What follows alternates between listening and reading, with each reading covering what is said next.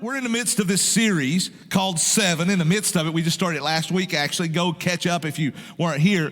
And it's a series that we're looking at Jesus' evaluation of some churches in the book of Revelation.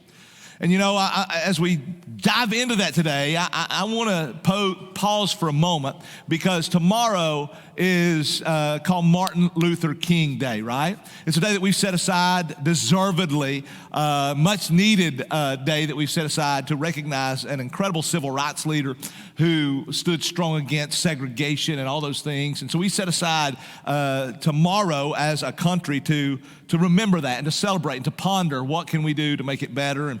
And no matter what kind of progress has been made, there's way much more to go.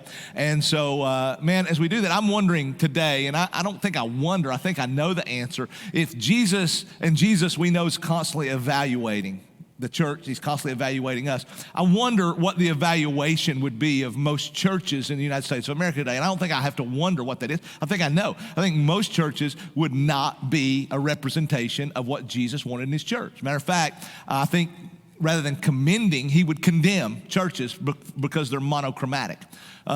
Single color, whether they're white churches or black churches or whatever. Even Martin Luther King Jr. said that Sunday's still the most segregated part of the week in most of our society, which is not healthy, not right, and not good. We as a people, we as a church should be fighting that and doing something about it. I'm thankful for this church and for how this church is becoming multicolor, multicultural, multi-ethnic, and all those different things.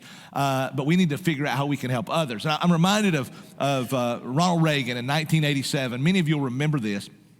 Many of you weren't born yet, but many of you will remember 1997, Ronald Reagan was the president of the United States of America, and he was in Berlin, and he stood at what was called the Berlin Wall. For those of you who have no clue what that was, it was a wall of separation, an iconic wall of separation, physically, philosophically, and so President Reagan stood, and he challenged Mikhail Gorbachev to tear down that wall. If you'll remember, he said, Mr. Gorbachev, if you want peace and prosperity for the Soviet Union and for Eastern Europe, if you want liberation, then you come here at this gate, Mr. Gorbachev, and tear down this wall, Mr. Gorbachev, if you'll remember that. And it was this iconic wall of separation. 2 years later, the world watched on TV as Gorbachev ordered the soldiers to put down their guns, and people from both sides began to tear down the wall. It was just this iconic image, right? It was this historical moment, significantly historical moment. But you know what? Even a more, not just historical, but eternal moment was 2,000 years ago on the cross, on a place called Calvary or Golgotha, when Jesus went to the cross to tear down the wall of hostility between God and man. And in doing so, he tore down the walls of hostility between man and man. Okay, he gave us the ministry of reconciliation. He says in Galatians 3, there's no Jew nor Greek, nor slave nor free, nor male nor female. And he's talking about how the unity that he brings. In Ephesians 2, he talks about how he broke down the walls of hostility between us and God, and that makes us one body.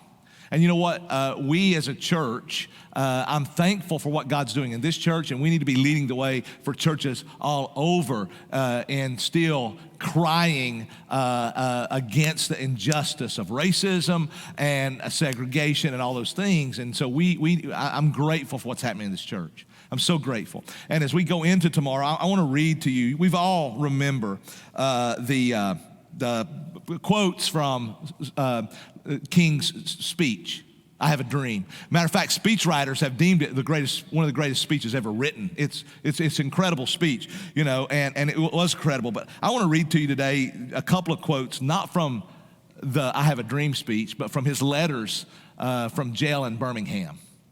And here's what King Jr. wrote from his Birmingham jail. The early Christians rejoiced when they were deemed worthy to suffer for what they believed. We'll learn about that some today. In those days, the church was not merely a thermometer that recorded the ideas and principles of popular opinion. It was a thermostat that transformed the mores of society. And he goes on and he writes, wherever the early Christians entered a town, the power structure got disturbed and immediately sought to convict them for being disturbers of the peace and outside agitators. I mean, it's great when the church is just like disturbing the society, the culture, the city, and that was what happened all through the New Testament. He says, but they went on with the conviction that they were a colony of heaven and had to obey God rather than man. They were small in number, but big in commitment. They were too God-intoxicated to be astronomically intimidated. And I'd love to say that like King Jr. or like any black preacher could say it, but I can't. But you can imagine, right? They brought to an end such ancient evils as infanticide and gladiatorial contest. Things are different now. The contemporary church is so often a weak, ineffectual voice with an uncertain sound. It is so often the arch supporter of the status quo. Far from being disturbed by the presence of the church, the power structures of the average community is consoled by the church's silent and often vocal sanction of things as they are. Man, these are great words. I mean, the speech was great, but these are great words. And today, man, I want us to pray as a church that God continues to do incredible things. And hopefully tomorrow, not just tomorrow, but maybe this will cause you to think on this time that we set aside, what can I do? What can I do to make this dream? Not King Jr.'s dream, the dream of the Lord. In creation of the Lord. There's one human race, folks, and there's one race, it's the human race, and we all are made up of people from different colors, and those colors are a pigment of God's imagination. That'll preach right there, won't it? It's a pigment of God's imagination. And I want to pray that we will do our part, and each individual will do their part in making that dream a reality. Let's pray. Father, thank you for your grace. Thank you that you created humanity. And God, I know that sin divides. Sin divides, God. But I know that the gospel unites. And I thank you for a church, Father, that is becoming multicolor, multicultural, multi-ethnic. And God, I pray that we would continue to do so. I pray that people of every color, every language would come to this place, God, that we would be a slice, a sliver, a picture of what heaven's going to be like, our heavenly kingdom.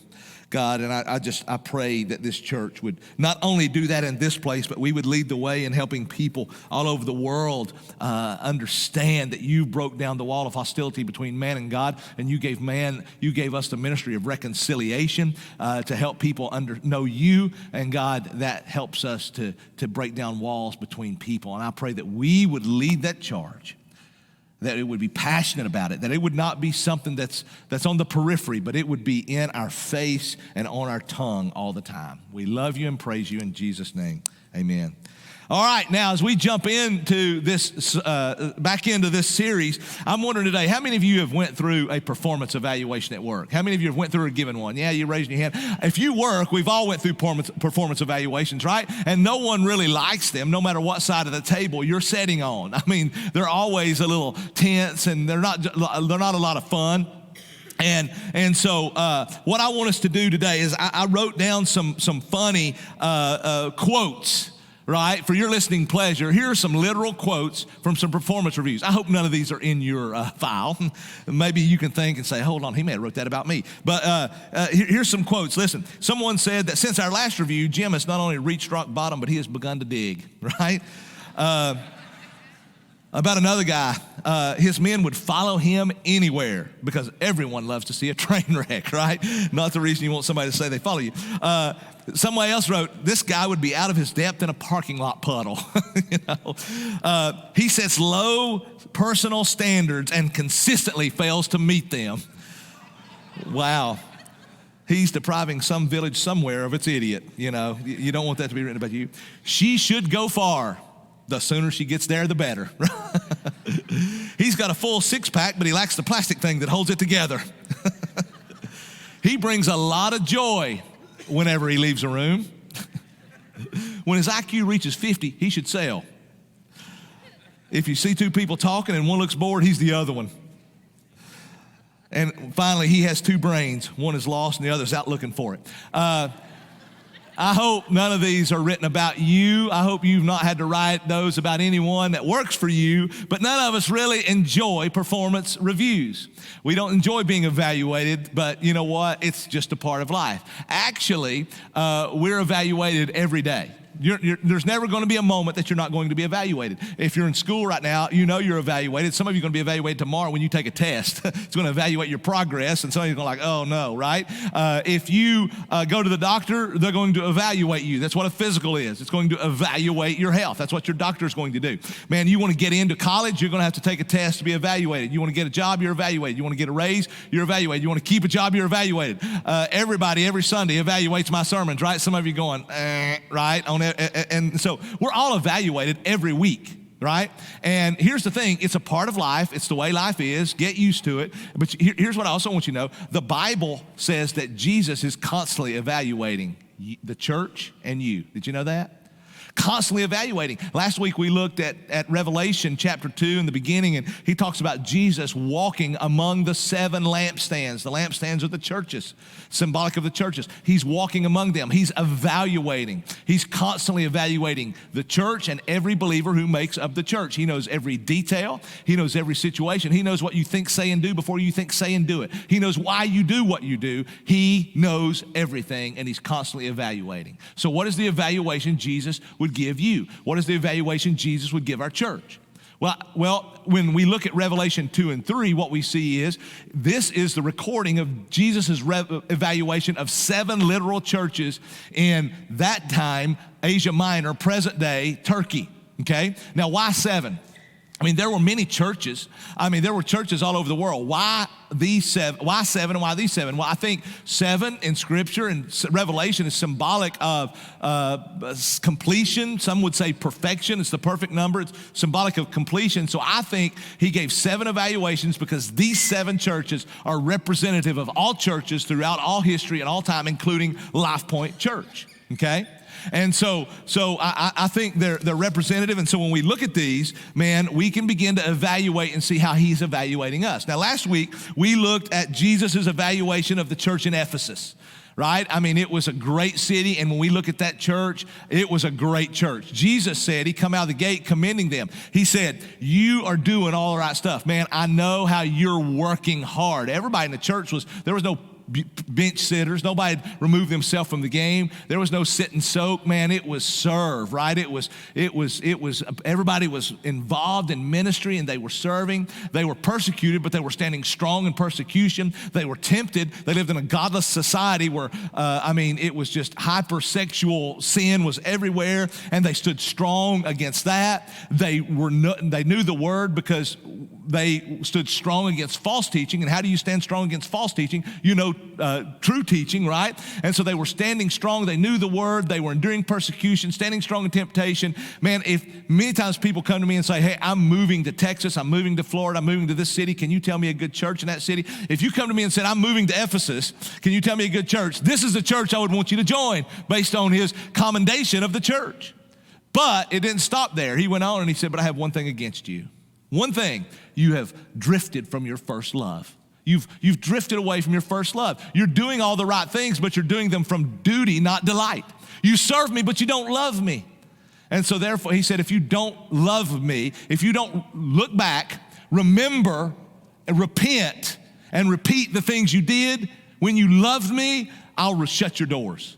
Isn't that amazing? Jesus said, you did all these things, but I'm going to shut your doors if you don't love me, which tells us we should be very diligent about stopping and saying, do I love Jesus? Do we as a church love Jesus? Because see, it's very easy to say, I love Jesus. Yes, I do. I love Jesus. How about you?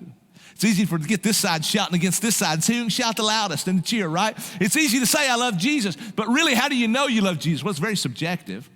And he didn't really tell us what that meant here, but I think what we do is what we did last week is we went back to Acts 19 when that church was started, because he said in Revelation 2, remember what you did and repeat them, repent and repeat them. And so what did they do? We go back to Acts 19 and we look, and what we see is, man, they were zealous for Jesus. I mean, I think zeal is the word, because they wouldn't shut up about him. They couldn't shut up about him. They talked about him everywhere they went. They talked about Jesus. I mean, man, Jesus was their life. He was the center of life. Jesus wasn't on their calendar. He set their calendar, right? I mean, Jesus wasn't just, let me see where I can fit him into my calendar, my schedule. He set, they revolved their schedule around Jesus. Jesus was their marriage. It wasn't, well, let's bring Jesus in when our marriage is in trouble. Or Jesus was their parenting. When our kids are off the rail, let's bring Jesus in. He set their agenda for parenting. He set the agenda for marriage. He was their money. It wasn't like, man, let's see what I got left over to give Jesus. It was like, you are our money, right? He is everything. They were zealots. And here's the thing. Most people today would say, we look at fanatical as a bad word, but the problem is there's not enough fanatical people for Jesus in our world, to be quite honest, according to the biblical fanaticism, okay? There's people who should say, that dude, he loves Jesus.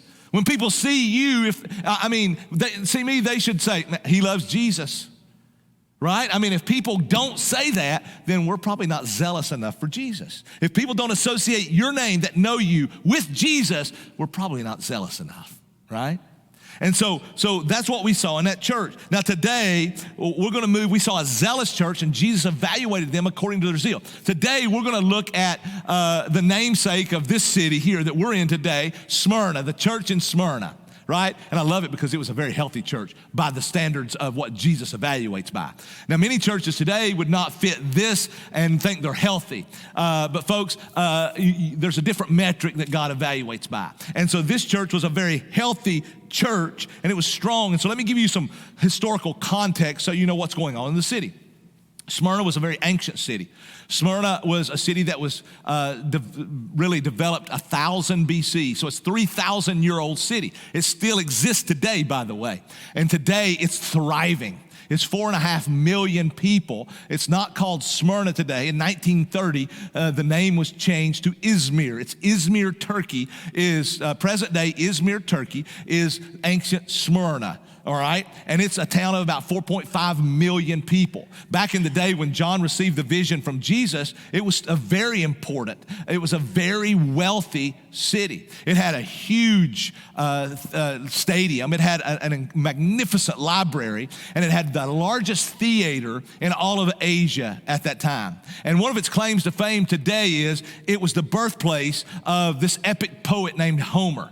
You perhaps have heard of Homer. He wrote the Iliad and the Odyssey, and it was where Homer was born, was in Smyrna, right? Smyrna, Asia, present-day Izmir. And so it was this wealthy, very important city. It was 35 miles in our measurement of distance. Here in America is miles and not kilometers. It was 35 miles north of Ephesus.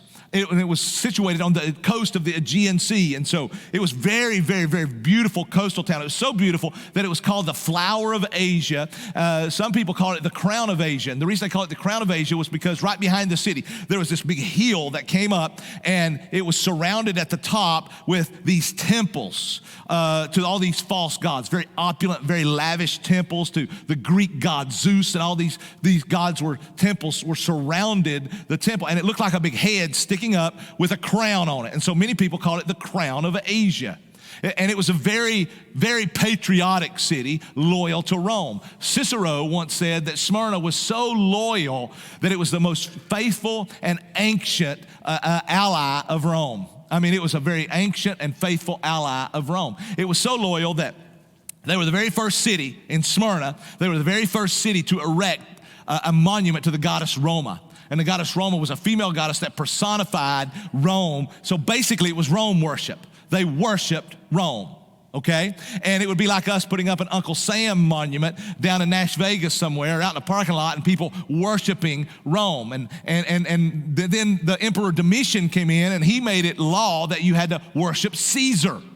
Okay, and so they actually built one of the first cities. They won the right. They competed with 7 cities to win the right to build a temple to one of the emperors, Tiberius, and there's a city named after him there on the Sea of Galilee. And Tiberius, they built this temple, and they would worship the Caesar. And what you had to do was you had to go once a year. Once a year, you had to burn incense to Caesar and say 3 words: Caesar is Lord. And when you did that, you would receive a certificate that said you worship Caesar, and you had to have that certificate to get a job. They had labor unions that were called guilds, and they would go and, like, if you were a welder or a silversmith or whatever, you would take your certificate. If you wanted a job, you had to have a certificate. If no certificate, no job. And everybody in town had to do that except for the Jews. The Jews were exempt because they were in the pocket of Rome, okay? They placated Rome. They were in the pocket of Rome. They posed no threat to Rome. They bowed basically down to Rome, and so they were exempt because they were monotheist, but they proposed no threat to Rome. And which is, what Martin Luther King Jr. was writing about the church today is really they pose no threat to anything. They're just sort of sitting there. And that was what the Jews in this city were doing, all right? And so this is the city of Smyrna, and God led Paul there to start a church, to go run into a very dark city and be the light and start a church, and he did. Now, this is now on the island of Patmos, and John gets this revelation, and here's what Jesus tells John several years later about the church in Smyrna. Let me read it. It's in Revelation chapter 2, and it's in verses 8 through 11. It's one of the shortest letters that he wrote to the church, or that he gave to the church. And here's what it says. And to the angel of the church in Smyrna, which is probably the pastor in the church, write the words of the first and the last who died and came to life. Now that's Jesus. We're going to talk about why he said it this way in a moment. He could have said, hey, what he's saying is this evaluation is not from John. John didn't evaluate you. Jesus did. Okay? This is from Jesus. But he didn't say Jesus. He said the first and the last, the one who died and come to life. Why? We'll talk about it at the very end. All right? He says, I know your tribulation, that word, that tribulation, and your poverty, but you're rich, and the slander of those who say that they are Jews and they're not Jews. They are of the synagogue of Satan. Do not fear what you are about to suffer. Behold, the devil is about to throw some of you into prison that you may be tested, and for 10 days you will have tribulation. Be faithful unto death, and I will give you the crown of life. Now, obviously contrast here, you got the crown of life contrasted with the crown of Asia. They're worshiping all these false gods, and it's a higher crown, and so I will give you the crown of life. He who has an ear to hear, let him hear what the Spirit says to the churches. The one who conquers will not be hurt by the second death. Now, when we look at this, it's one of the shortest letters that Jesus gave Paul to give to the churches. And he said, I know to this church in Smyrna here, just think, Jesus gives a word of evaluation to LifePoint. Man, I'm going to be listening with attentive ears. I want to know, what did he evaluate us? What does he say about us? Is it good? Is it bad? Is he going to condemn us? Is it going to be commendation and condemnation? What are we doing wrong? Because I want to do it right. You're waiting here. I just want to know. So the Smyrna, it's like, this is from Jesus, this, and Jesus says, I know your tribulation, and I know your poverty, and I know you're being slandered because you serve me. Now, here's what I want you to understand, folks. We all go through stuff in life.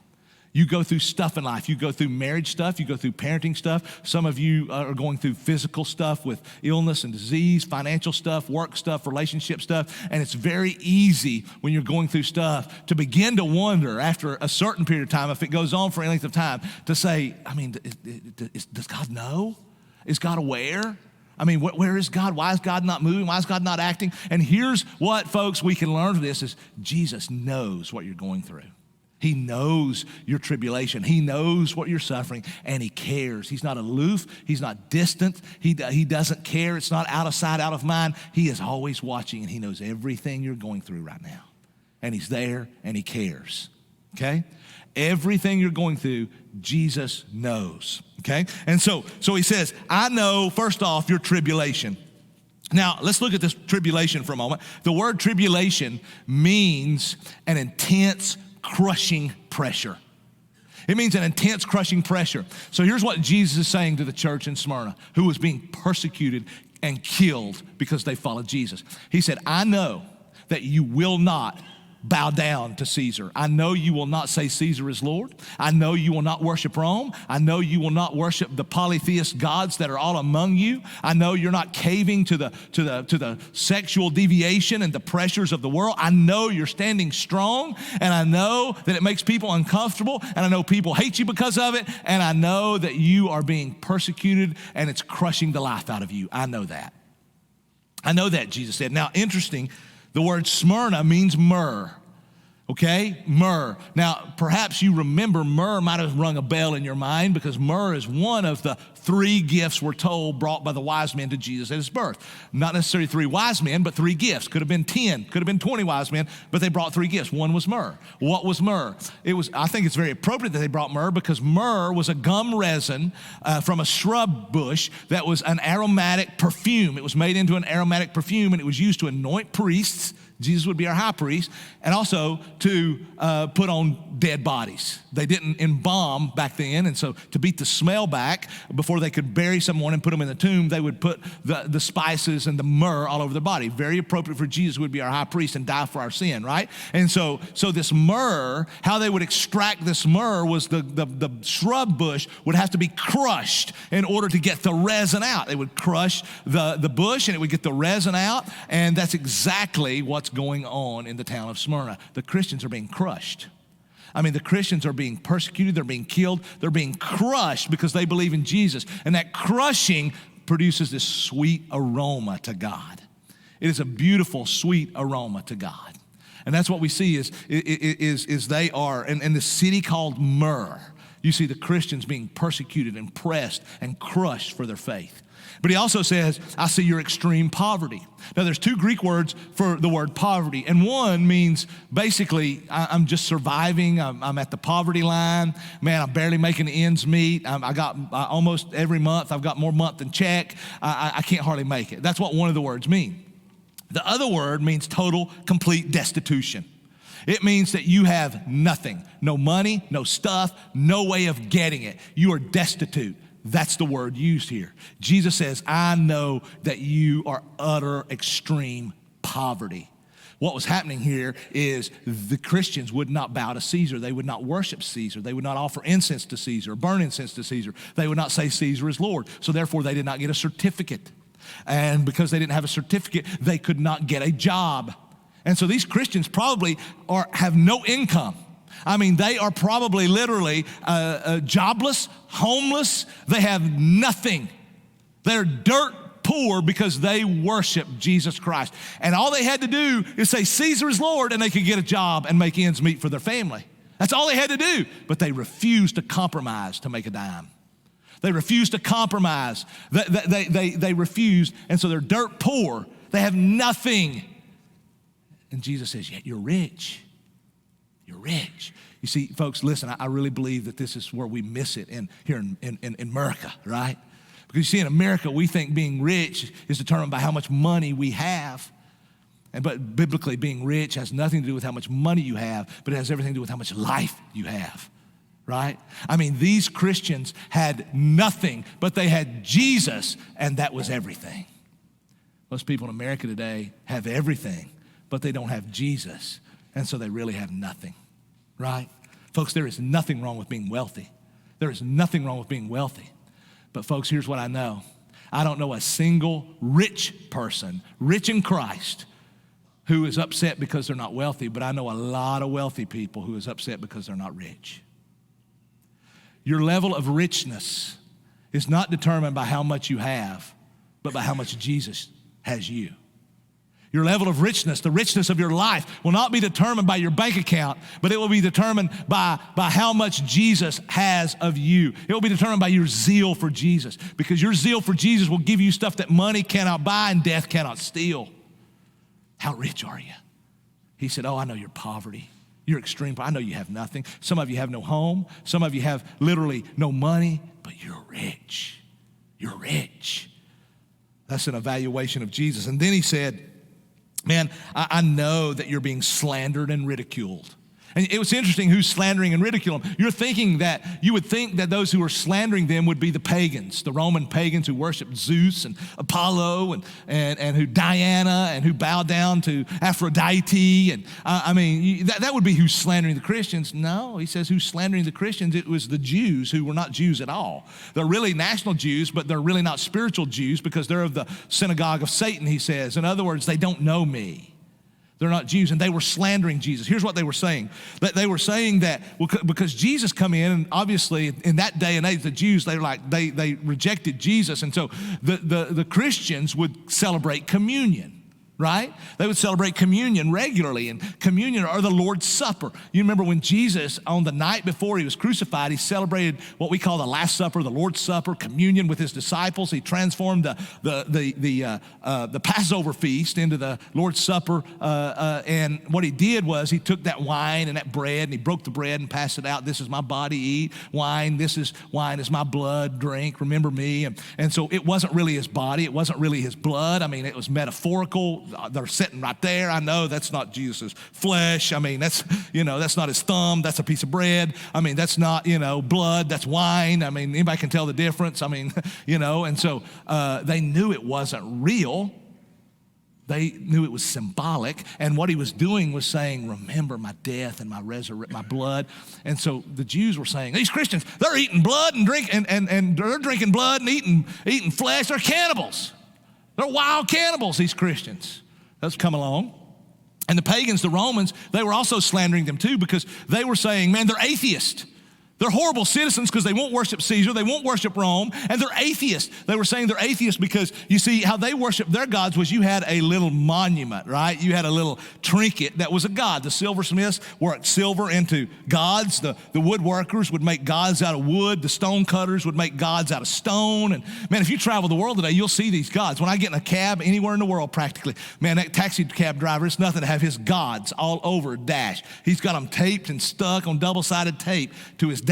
That's all of his gods, right? And he's got all these gods, his household gods, and I see it all over the world. And so they worship the gods, but the Christians had no monuments. I mean, the Christians had no trinkets. They don't worship gods. They're atheists. And that's so all these slanderous lies were inciting the Christians all over. And so Jesus said, I know you're being crushed. I know you have nothing, and I know you're being slandered because you worship me. I know you are, and I know it's crushing the life out of you. And many of you are literally dying because you're following me. Matter of fact, there was this one guy named Polycarp. I want to tell you a story because it's amazing. Polycarp, he was discipled by John. You remember John who wrote the book of Revelation, the Gospel of John. He wrote this, and he was the one that the disciple whom Jesus loved. He's the disciple whom Jesus entrusted his mother to at his death on the cross, in front of the cross, right? And so Mary, we know, probably lived in Ephesus where John lived, and was a huge part of that church as well. And because she was entrusted to John. Well, John discipled men like John should have, like every Christian should, right? So John discipled men. One of the men he discipled was a man named Polycarp. And Polycarp became the bishop or the pastor in Smyrna the last half of his life. Well, about when he was 86 years old, it was February the 23rd, 155 AD. About 100 years after this church had been started, Polycarp was executed, burned at the stake because he believed in Jesus Christ and would not recant. And here's what happened. History will tell us this. Not the Bible doesn't tell us this, but history does. It's an amazing story that thousands and thousands of people descended into Smyrna because of their huge stadium. They had these public games, right? I mean, think Titans in the AFC Championship game, thousands descending on Kansas City today, right? And I'm nervous about what's going to happen there, aren't you? And so, matter of fact, let's pray. I'm sorry. I see some of you with Kansas City jerseys, you pagan false believers. Oh, man, I'm kidding. Anyway. What was that? Polycarp. And I'm sorry, man, that's just my mind, right? Squirrels. So Polycarp, all these people descended in Smyrna for the public games, and they were worked up, they were excited, but they hated Christians. And so when you get a crowd together and you incite crowd mob mentality, you know what happens, right? And so these crowds started working up, and they started shouting, Away with the atheist, talking about the Christians. Let's kill the Christians. That was common. That was sport. Away with the atheist. And all of a sudden, who's the leader of the atheist? Well, Polycarp. He's the pastor. He's the bishop, the pastor of the church of Smyrna. He's the leader of all this ragtag bunch of cannibals and not good citizens and these people that hate Rome and hate Caesar. And he's the leader. Let's kill him. If we kill him, cut the head off the snake, right? And so if we kill him, then that'll be a great thing. So away with atheists. Go find Polycarp. So Polycarp knew they were coming to get him and he could have escaped. But you see, he had a dream just not long before, and in that dream, his pillow was burning under his head. And so when he woke up, he told his disciples, guys, I want you to know I'm going to be burned at the stake for following Jesus. So he knew they were coming. He could have escaped, but he didn't. When the captors came, the proconsul sent the soldiers. They got to his house where he was, and rather than running or rather than fighting, at least me, I'm going to throw a few right hooks, right? I'm going to go down swinging at least, right? And righteous indignation, but not Polycarp. Polycarp, he offered them water and food and said, hey, do you guys mind before you take me, if I can just spend some time in prayer? Well, the captain of the guard who went to get Polycarp really, really, really liked Polycarp because he was such a good man. He didn't hide. He was, he was influencing the city. And so the captain of the guard really liked him. He was a good man. He thought it was unjust to kill such a good man, even though he wasn't a Christian, the guard. And so he begged Polycarp as they're on their way to the stadium, please, Polycarp, just bow down to Caesar. What harm will it do to say 3 words? It's a pinch of incense, he said, and 3 words, Caesar is Lord. What harm will it do? You'll get to continue living. You'll get to continue pastoring the church. Just bow down, Polycarp. And Polycarp said, no way. He refused. So as they brought Polycarp in, he entered the stadium to all this screaming and jeering, mob mentality, shouting, like they did with Jesus, crucify him. But all the Christians that were around heard a voice from heaven say, be strong, Polycarp, and play the man. Isn't that amazing? Polycarp's going in. Now, we heard of this one other time where Jesus was being baptized, and they heard a voice from heaven, this is my beloved son in whom I am well pleased. Now you got Polycarp coming in, being crushed. It's a sweet aroma to God. God knows. God knows. He could have taken it away. He could have said, no, God could have right then just thought, and every soldier in there would have fallen dead. You see, we don't know what's going on. We trust the Lord. He knows. It's for his glory. It's for your good. Be strong, Polycarp, and play the man. Man, just what Polycarp needed. And so Polycarp comes in, and the proconsul says, Polycarp, you're either going to recant or you're going to die. And he said, right now, Polycarp, we want you to cry, away with the atheist, meaning the Christians. Away with the atheists, meaning that's what the crowd was shouting. We want you to cry away with the atheists, meaning the Christians, right? Because they were considered atheists. So Polycarp looked at the proconsul, this group of leaders. He looked at them. Then he looked up into heaven and he said, God, away with the atheists. I'm thinking, whoo, boy, you go. He's just spitting in their face right here, isn't he? I love it. He's being strong and he's playing the man. They said, Polycarp, you're 86 years old. If you do not recant, you will be burned. If you do, you'll go free. And Polycarp said, burned? You threaten me with fire that will burn for a moment and be quenched, but yet you know nothing of the eternal fire that burns for all of eternity in judgment that cannot be quenched, where the worm never dies. You know nothing of that. He said, I'm 86 years old and I've served Jesus for 86 years, and how can I? He has done me no wrong. How can I blaspheme my King and my Savior, Jesus Christ? And when he said that, he ended that by saying, what are you waiting for? Get on with it. Bring it. That's what he said. Wow. And so the Jews got so excited it was their Sabbath, but they didn't care. They broke every Sabbath. They broke their Sabbath rule to run and get the wood to light the fire. And they brought it back and they surrounded him, and they were going to tie him to the stake. And Polycarp said, oh, don't tie me to the stake. The one who gives me the strength to endure the flames will help me to be unmoved in the flames. Whew. That's more than being strong and playing the man, isn't it? And before they lit the fire, here's what he prayed out loud. He prayed this. It's a quote from his prayer. Oh Lord, Almighty God, the Father of your beloved Son, Jesus Christ, through whom we've come to know you. I thank you for counting me worthy this day and this hour for sharing the cup of Christ among the number of your martyrs. Wow. Be faithful, be strong, and play the man. This is their leader. I think you're beginning to see why there is literally no condemnation for the church in Smyrna. There is no condemnation, only commendation. There is only Jesus going, church in Smyrna, bravo. You remain faithful. You remain faithful, church in Smyrna. You're faithful. So, see, Ephesus, you have no zeal. You've lost your zeal. Man, you're doing all this stuff. Great, but get your zeal back. People should be looking at you, Ephesus. People should be looking at you and going, man, Pat Hood, he loves Jesus. Tammy, she loves Jesus. John, he loves Jesus. That ought to be an association with your name. And you've lost that. What's your zeal? Get back your zeal, Ephesus, or I'll shut your doors. But the church in Smyrna, you're faithful. You're faithful, church in Smyrna. So they lit the fires after his prayer. They lit the fires around Polycarp, and the flames began to burn his body, but the wind was blowing, and the wind was blowing the flames in a direction that they were kissing his body and burning his body, but not killing him. And so he was in excruciating pain, but he did not move. And it was so inspiring that one of the young soldiers, we're told by history, felt such compassion on this good man that he took his sword and he actually rammed his sword through him to end his suffering. Isn't that an amazing story? That is what was happening in Smyrna. And Polycarp was their pastor, but he was but one of many. This was their common theme of their life. This reveals their faithfulness.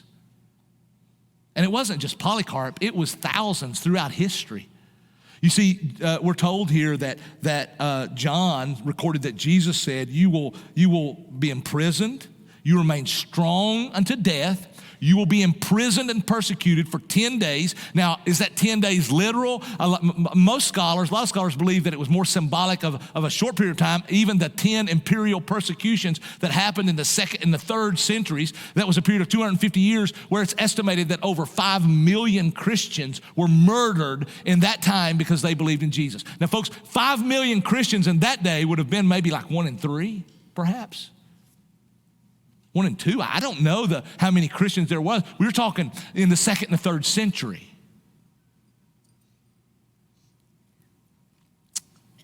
But it's not just in the second and third century. It's in every century. It's happening right now. As a matter of fact, like the World Christian Encyclopedia says today, that it's estimated that more people have been killed for Jesus Christ in the last century than in the previous 19 combined. Did you know that? People every day, right now, every day, people are being killed for their faith. They're being martyred for their faith. Matter of fact, the scripture says there is a certain number of martyrs. There is a certain number of martyrs, and they're being killed for their faith all around the world. For instance, in southern Sudan, let me give you an example in recent history. In southern Sudan, it's very antagonistic toward Christians. Christians are being killed for their faith. And matter of fact, Christian men are lifted on crosses in town squares and villages and crucified on crosses in a mockery of Jesus Christ and their faith in him. Christians are being loaded up on flatbed trucks, families taken out into the middle of the desert, far, far away, with no water, no food, no supplies, and dumped with nothing to die an excruciating death in the middle of the desert. The norm is to kill parents and enforce Christians to convert. These are extreme. Understand. And they force Christian children to convert, say a prayer of conversion after their parents are killed. As a matter of fact, it's been reported that people have seen in one village square, a town square, someone was watching where they had 40 children whose parents had been murdered because they believe in Jesus, 7, 8, 9, 10-year-old kids. And they had 40, and they were in the village square, and a mullah come out of the mosque, and he converted, told all of the children to bow, and when they to bow and to say a prayer of conversion, or they would die.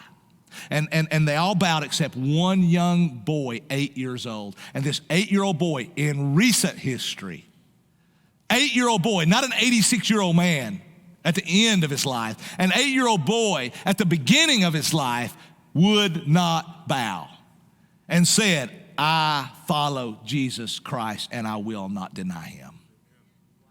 They mowed him down and he fell in his own blood, a pool of his own blood. And as soon as he hit the ground in his own blood, 8 more boys stood up and said, we will not deny Jesus. They didn't know what to do. They began to kill these boys and then finally realized we're not going to kill them. They're not even worthy to die. Let's just make them slaves. And so they made them slaves. That's recent history, folks. It's out of sight, out of mind, but it's every day. Every day. Did you know that right now, every day, right now, there are 1 in 120 Christians is murdered for their faith in the world? 1 in 120 is murdered for their faith. But it's out of sight, out of mind for us. Today, in our world, 160,000 Christians estimated per year will die because they believe in Jesus Christ. Jesus told the church, I know you're suffering. I know you're suffering. But remember, I am the first and the last, the one who died and came to life. So what did he say? I'm sovereign over it, folks. Don't think I haven't, don't think I don't know. Don't think I've forgotten. When things aren't going your way, when you're sick, when your finances are destitute, when your marriage is in, don't think I've forgotten. Remember, I'm the one who's overcome and conquered it all. Don't fear those who can take your flesh because I've got your soul. Stand strong and I'll give you the crown of life. Bravo, Smyrna. Bravo, church. That's what he said. Bravo, church. That's what Jesus was saying. He said, man, those who stand strong, they won't have to worry about the second death.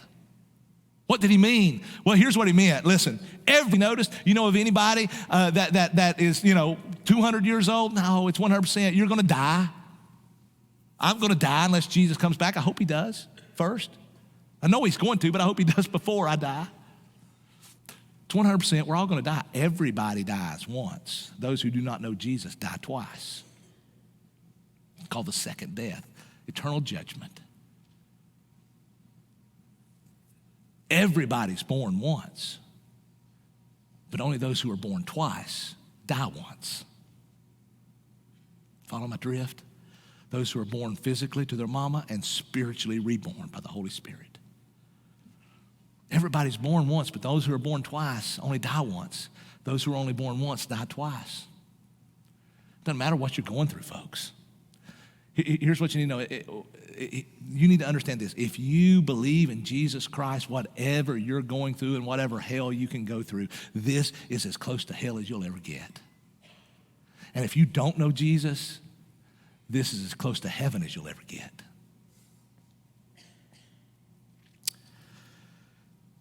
Jesus told the church in Ephesus last week, if you do not return to your first love, and if you don't have zeal for me, I'm going to shut your doors.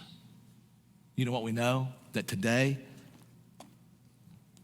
there's no church, no Christians whatsoever in the town that was called Ephesus. None that we know of. He shut the doors. He shut the doors. Today, the city of Smyrna is now the city of Izmir. It's not only thriving with 4.5 million people, but there are Christians there. And there's a Christian church, a presence of Christian churches there. Now, here's what I'm wondering. I'm wondering what 2,000 years of history would say about the faithfulness of the church in America. And I'm going to zone in because I need to be a voice for the Lord for churches everywhere, but God's called me to be your pastor for this specific church. I'm wondering, 2,000 years of history, what will God say that the faithfulness of this church resulted in? Will there be believers and people who are kicking it for Jesus? Will there be believers who are standing strong in whatever opposition there'll be then? Or will there just be crickets because there's nothing because of your faithfulness or lack thereof? You see, to the church in Ephesus, he said, be zealous. People should associate Jesus with your name. Your name should evoke, I know he's a Christian. Just like my name evokes, I know he loves football. I know that about Pat. But do they say, I know he loves Jesus? That's Ephesians. In Ephesus, or in Smyrna, what we see is, are you faithful? So here's what we see with the Smyrnians, okay? The church in Smyrna. Man, they were so faithful, they gave up their money. I give all of my money. Listen, less than 3% of 3 out of every 100 Christians today will give 10% of their money, which is the biblical tithe. Only 3% in America today give 10% of their money. Is that faithful? They said, I give it all. I won't have an income if I proclaim Jesus. Well, guess what? Jesus is Lord, not Caesar. They gave it all. They had no home because they were faithful. Today, most people can't give money because we buy too much home. I'm really, please understand, there's nothing wrong with wealth. There's nothing wrong. I've got a home, okay? There's nothing wrong with homes. But I'm saying, are you faithful? Are you faithful? Man, they going to church might get them arrested on the way home and get their head chopped off, and Polycarp burned at the stake. But today, man, it's so easy in America to say, man, I can't fit it in because I'm tired. Are you faithful?